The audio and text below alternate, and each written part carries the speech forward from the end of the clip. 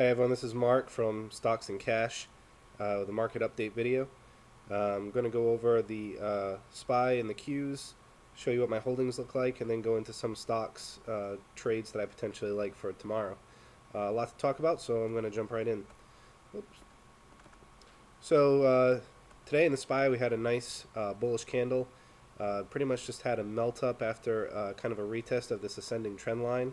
I'm going to go to the 5-minute candle real quick just to show you that. So let's see, where did we open? Right about here. This is the 9:30 candle. This is the open. Took about a half hour or so to test, and then we pretty much rode up all day, basically melting up. Um, it was a strong candle, certainly bullish in sentiment, and in my mind, it kind of confirms that this bullish market is going to be continuing on. Um, Based on the fibs, looks like we still have some room. We closed at 280.09. I can see us running all the way up to 280.84. Not to say we can't go even higher than that, but based on the fib that I drew, that's kind of the stopping point I'm looking at before we see some kind of pullback or retest. But certainly bullish sentiment. Looking at the Qs, basically the same type of story. It looks almost identical to the SPY. I'm not going to spend too much time on that, but it also looks like it has room to continue to run up. Closed at 166.42 and could get to 167.74. Again, it could go higher, maybe not even make it, but based on the way this market has been moving, I certainly see things climbing higher and at least getting to this target here of 167.74. So taking a look at my current position. So Apple had a really nice day, up 19% on that. Disney's up 1.8%. I closed out of my Home Depot position, as well as my Johnson & Johnson position. I'll show you why when we look at the chart. And then Walmart, I sold one contract as well. I'm holding one more. All three of these, Walmart, Johnson & Johnson, and HD, I closed my position prior to target one. Reason being is that this market's been going up so fast and so quickly. I just wanted to make sure that I was locking in some profit, and I was content with the gains that I had made. So there's a saying that bears make money, bulls make money, and pigs get slaughtered. So you kind of want to make sure that you're not holding large positions, and you have a nice position. The market reverses, and then all of a sudden you're in the red. So trying to avoid that, maximize our gains, and minimize our losses. So to take a look at Apple, as I said, Apple had a nice day, kind of followed the SPY in the sense that it kind of went down in the morning, back tested a little bit, and then bounced up and had a very strong candle. I really like this trade, being in this trade. I don't see any reason why we can't continue on this bullish path. Earnings is February 1st. Today is the 17th of January, so there's plenty of time for this stock to kind of run up and continue making gains. Johnson & Johnson, as I mentioned earlier, I wasn't too crazy about the price action. We kind of had a Morningstar candle yesterday, kind of a shooting star, kind of a hammerish candle today. And although the MACD is still pointing up, I just didn't care for the price action, so I got out of my positions there on Johnson & Johnson.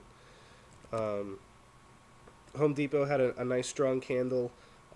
Probably didn't need to get out of that trade, but again, I was happy with my profit and decided to get out. So it looks like there's probably another couple dollars left to run on this stock.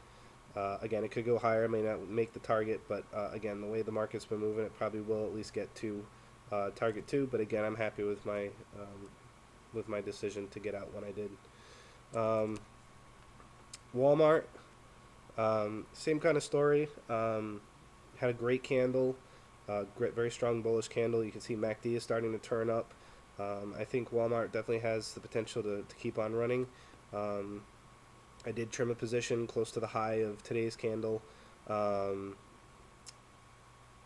Maybe I didn't need to, but again, I'm being a little cautious as I kind of get back into trading, and I thought it would be advantageous to lock in profits.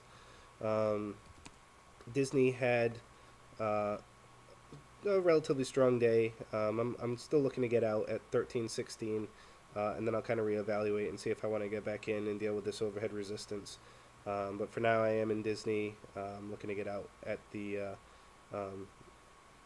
breakout line here at 113.16. So let's take a look at some of the trades I like for tomorrow. City. This would be something I would get in at the end of the day in the last 15 minutes or so. It's trying to break out, hasn't actually done so yet. What we want is to ensure that there's a close above 77.83. So depending on the way the candle looks tomorrow, as long as it's not too high or it's below this line, in the last 15 minutes or so, might be worth getting a couple calls if we're closing above the breakout line. IWM is another play that I like. So it already did break out, broke out on the 11th, and I actually cashed out my position on the 12th for a profit. But the way the market's moving, I can see this going higher. I wouldn't get into a large position, but I do see this kind of ascending, potentially getting up to its target of 162.09. And I think a safe stop would be just below the low of today's candle. So I'm keeping an eye on IWM, see if it's worth getting into it. Next is Macy's.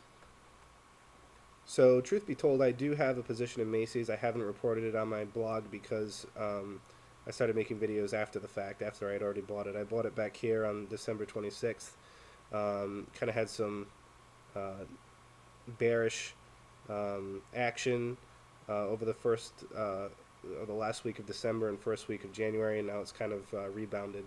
It did close above the break line again, came below it, and it's looking to try and get back above again. MACD is flat. If it does break out and starts to run, it has a lot of room to run. And you can put your stop at the low of today's candle. Let's see, the low is 25.65. It closed at 26.24, so it's a pretty low risk for quite a large gain. It's resting right on the 8 EMA, which acts as good support. So hopefully this will break through and continue its run up. What's next? McDonald's.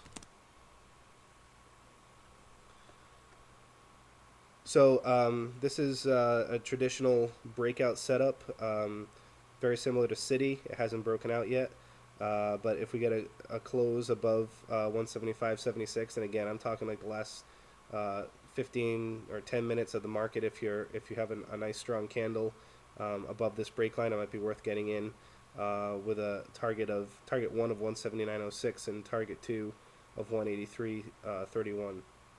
So lots of room on McDonald's. You can see the Stokes are not in the overbought territory yet. Neither is RSI. It has room to run, and it looks like the MACD is trying to turn bullish and cross over. The next one I really like is Tesla. It kind of had a bearish trend for a little while intermediately, kind of consolidated, tested this level here, came back down, and it's testing it again.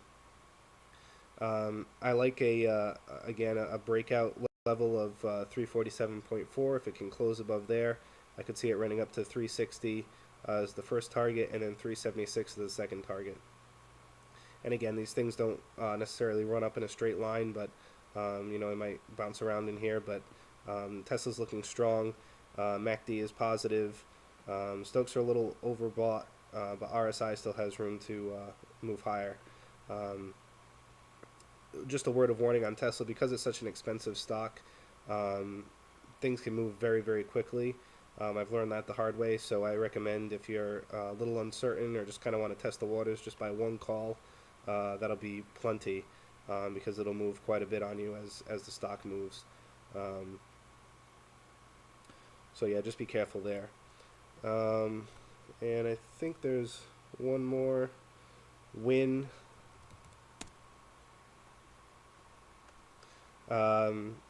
Look at the last run up here. If you draw a fib line, Win actually broke out today. MACD actually crossed today.